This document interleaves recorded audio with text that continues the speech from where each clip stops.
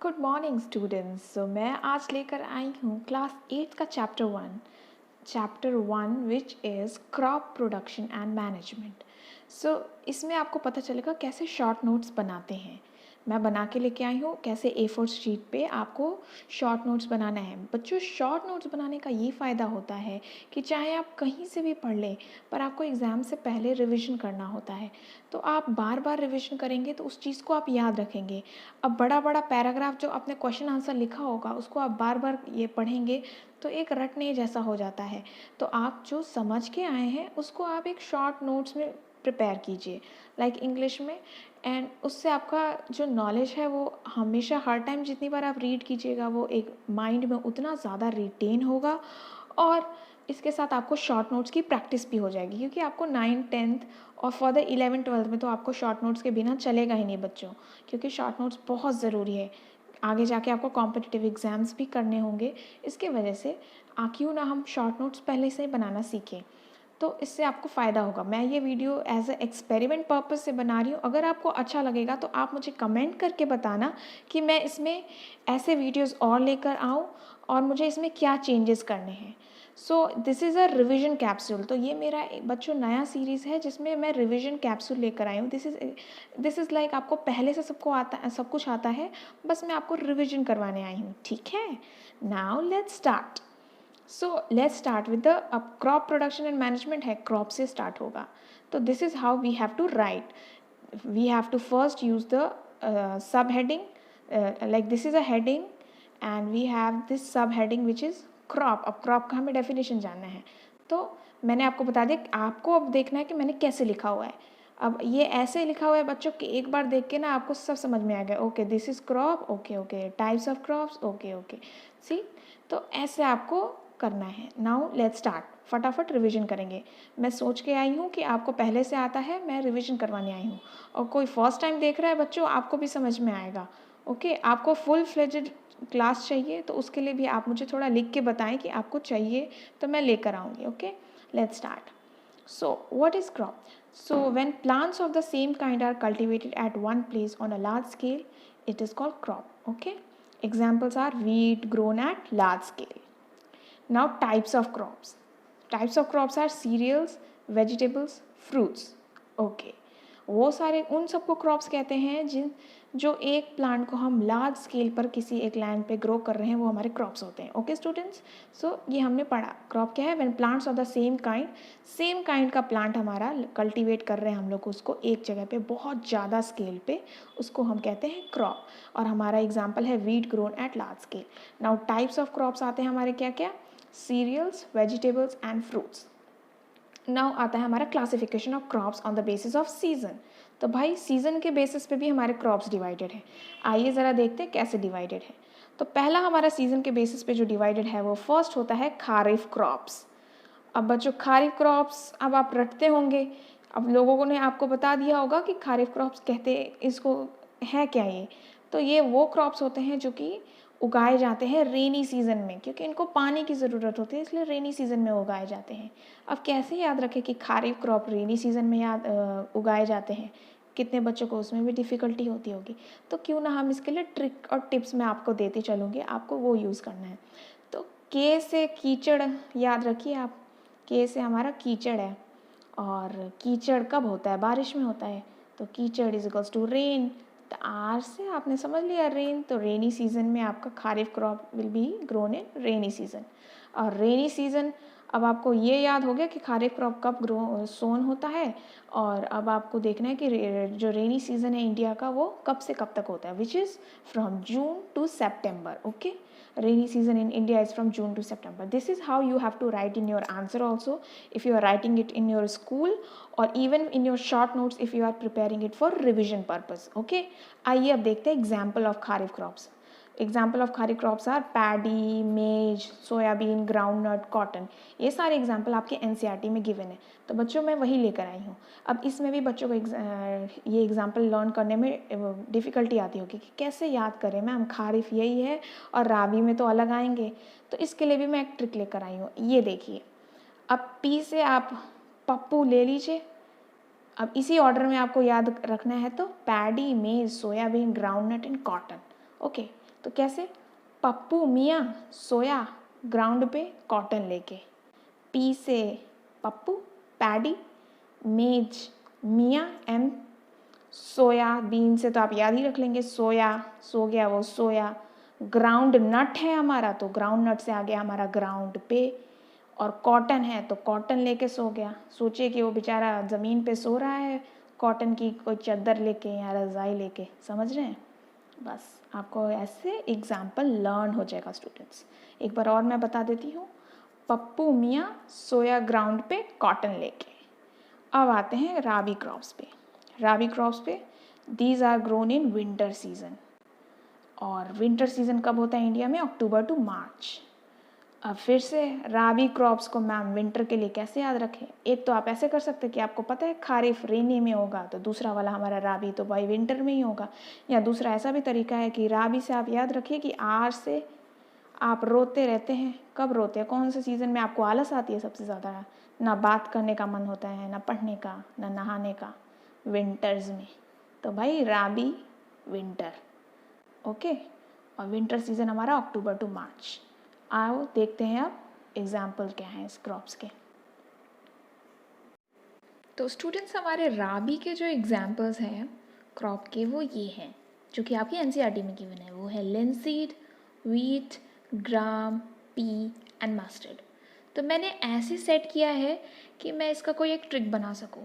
तो समझ लीजिए कि जो लिन है वो एक लड़की का नाम है। तो लिन ने कहा, लिन सीड है तो लिन सेड बोल दो भाई। तो लिन कह रही है वाओ ग्रेट पी मम्मी।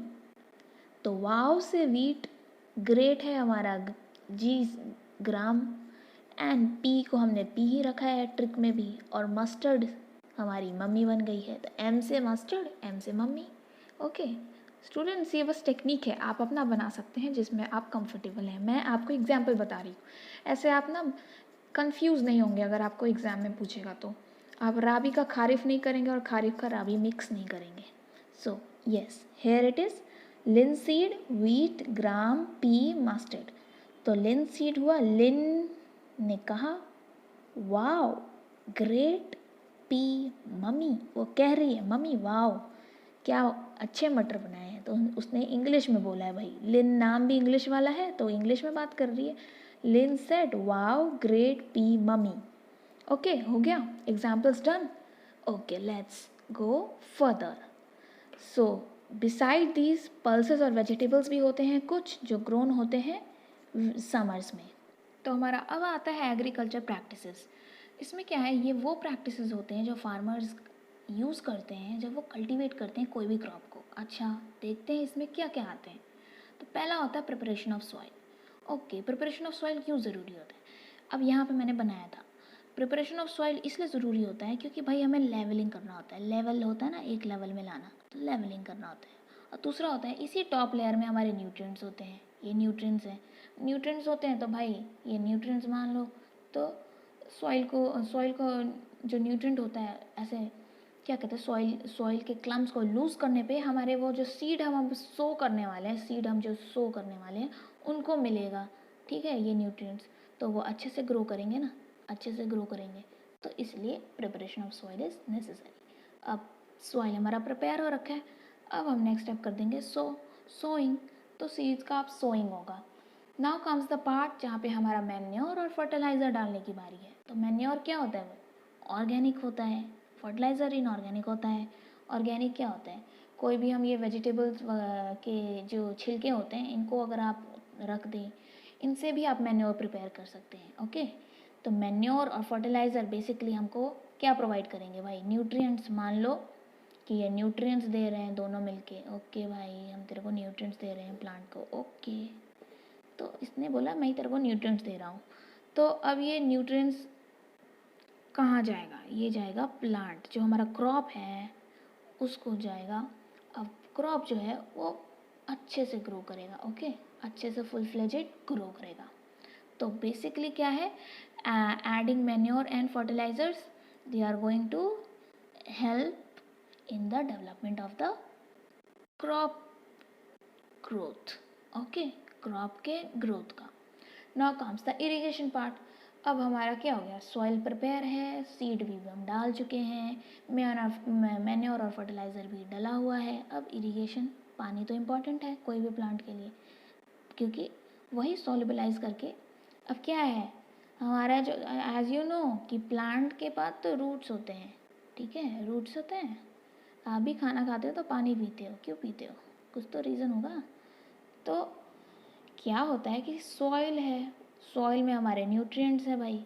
तो पानी जब आता है, पानी आया, इसको सॉल्युबलाइज करके इसी जो रूट के जो नॉड ये होते हैं, रूट हेयर्स, इसके थ्रू ये ट्रैवल करके क्रॉप तक पहुंचते हैं। ओके, ऐसे क्रॉप लेता है न्यूट्रिएंट्स को।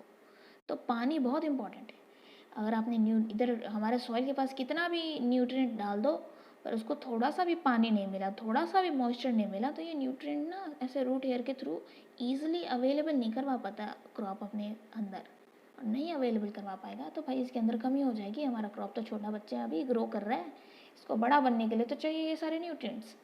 तो कहाँ से आएंगे, तो एक तो सॉइल में हमने डाले हैं by adding manure and fertiliser, और वापस से फिर इरिगेशन प्रोवाइड करवा के। अब किस क्रॉप को कितना इरिगेशन करवाना होता है, ये सब पहले से मेंशन होता है। कहाँ पे मेंशन होता है स्टूडेंट्स, बड़े बड़े साइंटिस्ट हैं, कौन से क्रॉप कितना पानी लेता है वो सब उन्होंने टेस्ट कर रखा है। तो जब फार्मर को नहीं पता चलता तो वो वहाँ जाके वो कंसल्ट कर लेता है, भाई हमारा ये क्रॉप ग्रो नहीं कर रहा है, या तो उसमें ज़्यादा पानी पड़ जाता है।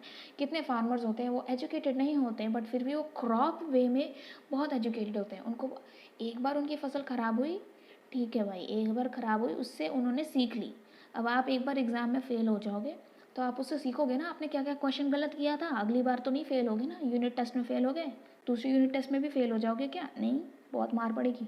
तो उस क्या गलती किया उससे सीख के नेक्स्ट में नहीं करते। तो क्रॉप, कितने जो हमारे फार्मर्स हैं वो क्रॉप्स के फेलियर के बाद सीखते हैं कि ओके मैंने इस बार ये गलती की थी, ये गलती की थी, अगली बार ये नहीं करना। तो इससे उनको अंदाज़ा हो जाता है कि इस क्रॉप में इतना पानी लगता है, इस क्रॉप में इतना, और ऐसे ऐसे करके वो लोग ना ये नॉलेज को आगे एक्सचेंज करते थे। अब तो भाई साइंस डेवलप कर रहा है, अब तो क्रॉप पे पूरा साइंटिस्ट जो होते हैं वो स्टडी करते हैं। स्टूडेंट्स हैं आजकल एग्रीकल्चर पढ़ते हैं, ठीक है, आप भी जब 10th 11th 12th कर लोगे तो आप BSc एग्रीकल्चर या MSc एग्रीकल्चर भी कर सकते हो, ठीक है, क्योंकि उसमें ये सब पढ़ाते हैं। ओके नाउ इस पे आते हैं। तो क्या हो गया, इरिगेशन हो गया। अब हो गया प्रोटेक्टिंग फ्रॉम वीड्स। तो वीड्स क्या होते हैं, ये अनवांटेड ग्रास होते हैं भाई, इनका कोई भी बेनिफिट नहीं है, फिर भी ये ग्रो हो जाते हैं क्योंकि बहुत ईजिली ग्रो कर सकते हैं। कुछ लोग होते हैं ना ढीठ जैसे, वो ये हैं ढीठ, वीड्स आर ढीठ, और ये बहुत हरामी होते हैं। कैसे, ये क्या करते हैं, हमारा जो अभी अभी डेवलप हो रहा है बेचारा क्रॉप, तो छोटा है, उसको तो अभी तो पानी दे रहे हैं, उसको थोड़ा थोड़ा न्यूट्रिएंट दे रहे हैं, वो ले रहा है। पर ये वीट क्या होते हैं, ये छोटे हों या बड़े हों बहुत बदमाश होते हैं। सारे के सारे जो न्यूट्रिएंट्स होते हैं भाई खींच लेते हैं भाई, पूरे वो होते हैं ना, सक कर लेते हैं, काइंड ऑफ वैक्यूम की तरह, भाई हाँ हाँ मेरे को दे दो, मेरे को दे दो, पूरा बुक्कड़ है ये, ले लेता है। तो ऐसे तो हमारा जो क्रॉप होता है उसको तो दिक्कत हो जाएगी, ठीक है, दिक्कत हो जाएगी। तो क्या करना है कि इस वीड को हटा देना है। तो हम या तो वीडिसाइड यूज़ करते हैं, तो कुछ फार्मर्स क्या करते हैं कि वीड ना एक एक करके निकाल देते हैं काट के। Okay now comes the harvesting part. Crop हमारा ग्रो कर चुका है, तो अब फुल फसल हो चुकी है, अब उसकी कटाई होगी भाई, देन हम स्टोर करेंगे। ऐसा तो नहीं फार्मर कि जितना ग्रो किया उतना खा गए, नहीं ऐसा नहीं होता। फार्मर एक्स्ट्रा ग्रो करता है क्योंकि उसको उससे पैसा कमाना होता है, आधा वो घर पे रखता है, बाकी वो घर बाहर बेचता है, पैसे कमाता है, मार्केट में आता है, तो हम जैसे लोग खरीदते हैं, आप और मेरे जैसे लोग जो कि फार्मर्स नहीं हैं।